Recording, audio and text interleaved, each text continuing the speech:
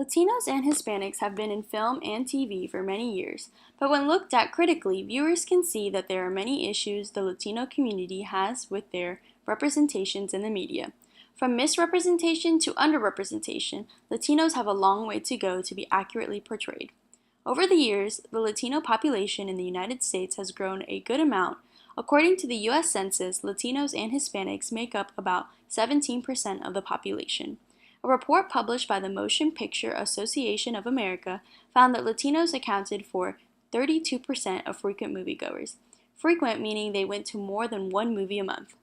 This information could lead people to assume that because Latinos make up a good portion of the population, maybe they are also represented in media at the same rate.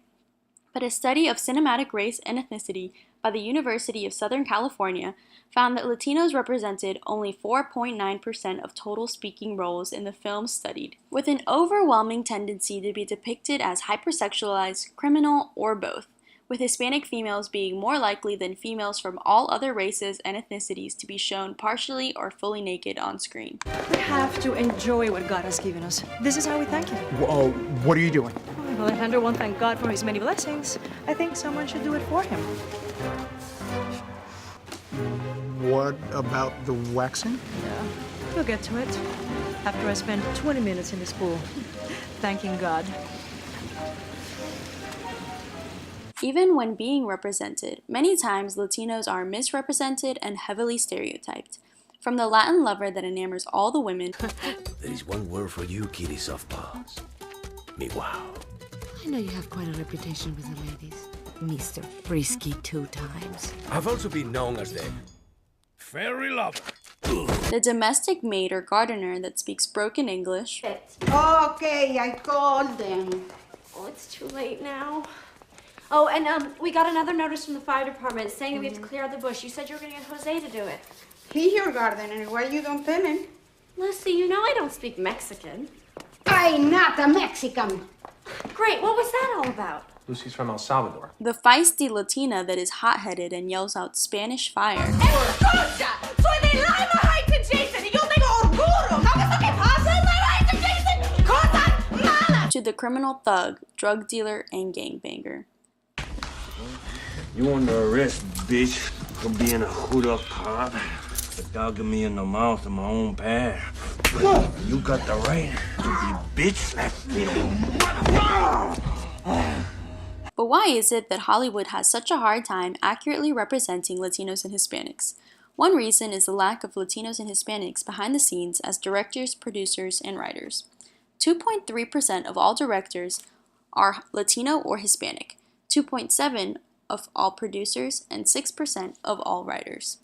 Recently, the Latino community has had more hope that their stories will be told accurately, given that there are arguably more high-profile Latino directors than ever before.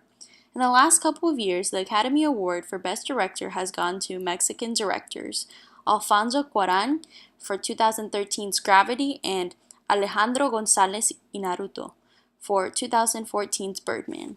Along with Guillermo del Toro, these directors are three of the most well-known in the business today and have told several Latino stories starring Latino characters. Latinos continue to praise their successes and hope to see them continue to lift up their community. Another issue that Hollywood needs to fix in order to accurately represent Latinos and Hispanics is to stop the misconception that every single one of them has the same experience. Even though Latin America consists of 20 different countries, each with their very own unique culture, Hollywood time after time puts them all into one mold. Felix Sanchez of the National Hispanic Foundation of the Arts said, "The media concepts that get developed are so one-dimensional. They're flat. They don't give you a lot of movement. Demystifying who we are is very important. The only way we can accomplish that demystification is through the media." A.B. Lugo of the Hispanic Organization for Latino Actors said, "We can be whiter than the whitest white and darker than the darkest dark, and that's the beauty, but it's also the conundrum of, what does a Latino look like? But just because we have a variety of looks does not ensure that we get a variety of roles." In recent years, there have been many strides in improving Hispanic and Latino portrayals in the media, with shows like Jane the Virgin.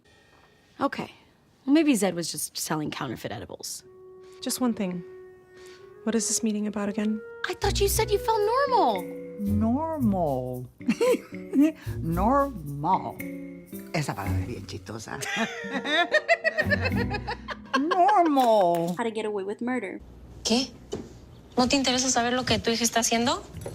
Cosas horribles pasan todo el tiempo. Y perdón, sí creo que eso es más importante hablar de esas cosas que estar hablando del golf o las nanas o las banalidades y estupideces de las cuales ustedes se las pasan. Mozart in the Jungle. His desired dynamic shift from bars 27 to 34. The bass player. He's old. He can barely hold his bow. I don't know who you were torturing more. Me or him. And even Handy Manny. Hola, Handy Manny's Repair Shop. You break it? We fix it! This is Manny. Hola, Manny. Habla señora Álvarez. Hola, señor Álvarez. ¿Cómo estás hoy? How are you today?